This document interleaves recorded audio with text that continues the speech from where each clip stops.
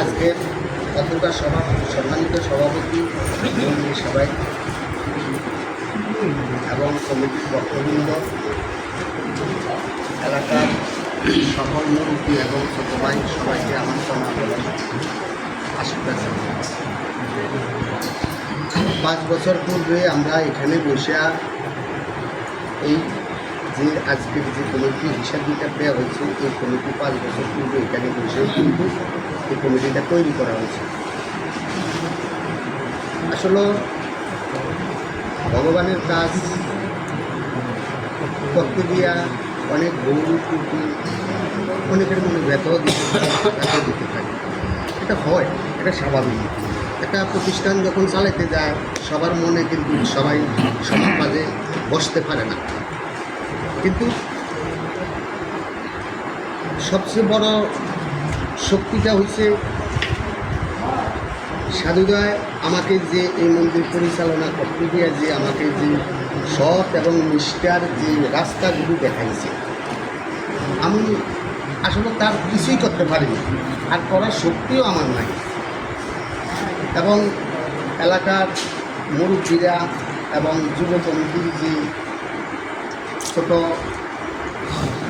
ভক্তবৃন্দ আছে, এরা যে আমাকে যে সহযোগিতা করছে শারীরিক, মানসিক এবং আর্থিকভাবে, এটার জন্য আমি এই এলাকাবাসী এবং সবার কাছে আমি চিরঋণ কৃতজ্ঞ হয়ে থাকবো সারা জীবন। কারণ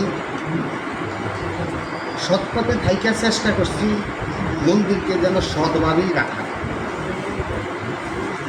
আর মন্দিরের মিটিংয়ে বসছি, যখন যেই কথা বলছি নিজের শত কষ্ট হোক আর যত পিড়েই পাইছি, কথার বাক্যকে পরিবর্তন করার কখনো সেই মন মানসিকতা রাখি। যা মন্দিরে বসে বলছি সেটাই আমি রাখার চেষ্টা করছি। যাক, মন্দির পরিচালনা করতে গিয়ে অনেকের মনে ব্যথা পাইয়া থাকেন, আমাকে ক্ষমা সুন্দর দৃষ্টিতে দেখবেন, এটাই আমার আপনাদের চরণে আশীর্বাদ। আর 5 বছর পূর্বে এখানে বসে যে আমি সংকল্প করে যে মন্দির কমিটিতে আসছি, 5 বছর পর কমিটি মতো ভেঙে যাবে। আজ সেদিন পূর্ণ হলো। আমি এই কমিটিকে এখানে রিজলভ ঘোষণা করে দিলাম।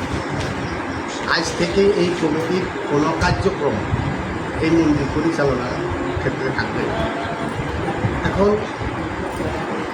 এই দায়িত্বটা উপদেষ্টা মণ্ডলীর সদস্য যারা আছে তাদের হাতে অর্পণ থাকবে।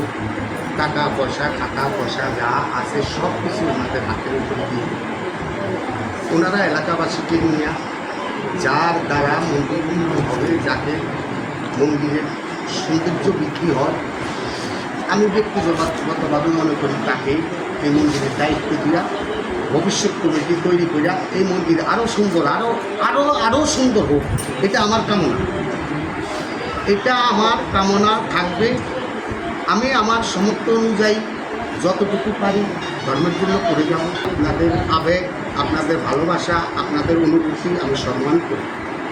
আপনারা যে সম্মান আমাকে দিচ্ছেন, আপনারা যে ভালোবাসা আমাকে দিচ্ছেন, এটা জীবনে কোনোদিন আমি করব না।